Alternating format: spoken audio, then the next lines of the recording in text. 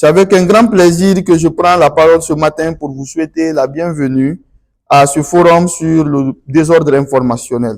Le premier rendez-vous national sur les questions de désinformation et de propagation de la haine en ligne en Guinée. Durant 2 jours, nous réfléchirons et discuterons sur ces sujets qui touchent à la fois notre vie quotidienne, à notre société et à notre avenir commun. Je n'exagère pas. Le défi auquel nous sommes confrontés est sans précédent. Les plateformes numériques ont démocratisé l'accès à l'information, mais elles ont également facilité la diffusion des contenus trompeurs et manipulés. Les conséquences de cette situation sont multiples. Polarisation des opinions, fragilisation de la confiance dans les institutions, méfiance à l'égard des médias. Pour un pays engagé dans une transition comme la Guinée, le potentiel de déstabilisation dû au désordre informationnel est décuplé. Son impact pourrait être profond sur notre capacité à discerner la vérité, à prendre des décisions éclairées et à maintenir une société ouverte, pacifique et bien informée. C'est maintenant qu'il faut agir avant qu'il ne soit trop tard. Les théories de complot qui se développent sur l'aboutissement de cette transition et les récentes opérations de malinformation impliquant la diffusion d'images à caractère sexuel qui visent des personnalités publiques doivent sonner l'alarme et provoquer un sursaut de tous les acteurs de la vie nationale. L'organisation de ce forum est l'une des réponses que propose l'Association des blogueurs de Guinée. Il ambitionne d'aborder le défi du désordre informationnel avec une approche multidisciplinaire, réunissant des experts, des journalistes, des décideurs, des acteurs politiques et des acteurs de la société civile.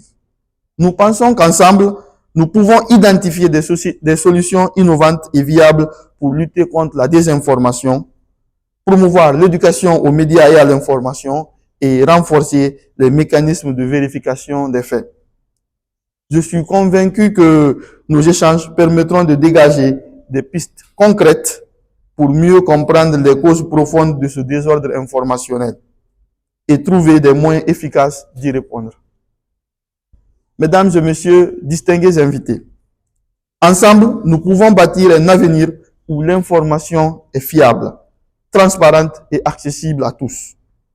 J'ose espérer que ce forum marquera le début d'une collaboration engagée et impactera une collaboration engagée et fructueuse qui impactera positivement les efforts de lutte contre la désinformation et son corollaire de déstabilisation de notre fragile société.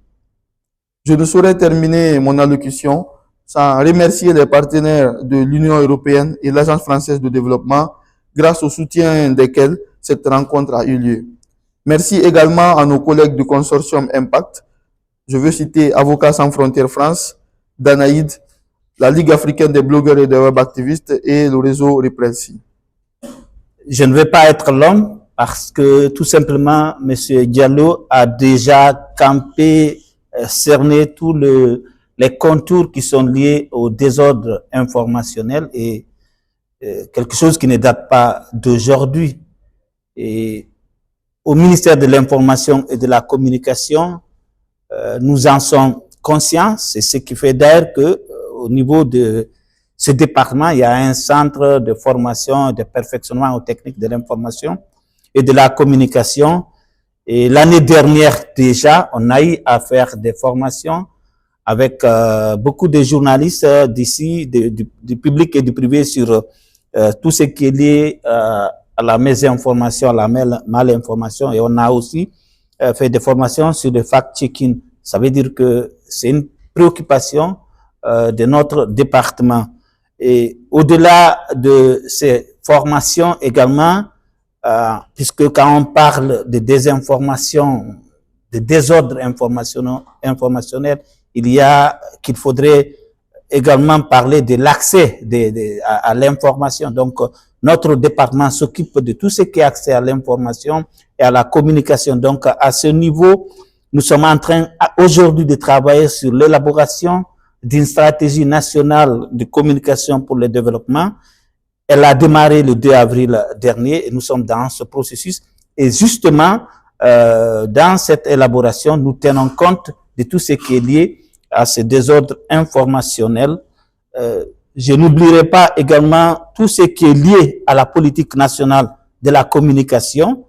La Guinée n'en a pas et nous sommes en train de travailler. Les termes de référence sont élaborés, c'est au niveau du PNUD. Et je pense que dans les prochains mois, on aura un cabinet qui va aider la Guinée à se doter d'une véritable politique nationale de la communication et dans les termes de référence, tout ce qui est lié à la désinformation, à la malinformation, à la manière d'aider le pays à s'en sortir, c'est indiqué. Il y a également, pour compléter le reste, il y a on a la loi sur la presse. Vous savez que la L002 de 2010, nous sommes en train, on avait déjà travaillé avec des journalistes, avec l'AMDH, on a aujourd'hui un avant-projet d'amendement de cette loi et cette loi tient compte de tout ce qui est lié à l'accès à l'information, au web TV, au web radio. Donc, elle tiendra compte de tout ça pour aider à lutter contre cette thématique. Et enfin, il y a l'accès à l'information à la base parce que s'il y a malinformation, s'il y a désinformation, c'est que parfois les populations à la base n'ont pas accès à l'information. Et dans notre politique également, il y a tout ce qui est lié au renforcement d'abord de la radio-télévision guinéenne. Il y a un projet de réhabilitation de la RTG bourguinéenne. Et également, il y a un grand projet de renforcement des capacités des radios rurales et communautaires pour permettre aux populations d'accéder à l'information. Et sans oublier le grand projet qui est lié à la TNT, c'est le fait de faire passer la télévision à la radio de l'analogique vers le numérique. C'est vous dire que c'est une thématique qui tombe à pic et je pense que nous rentrerons bien dans les détails au niveau des panels et des débats. Je vous remercie.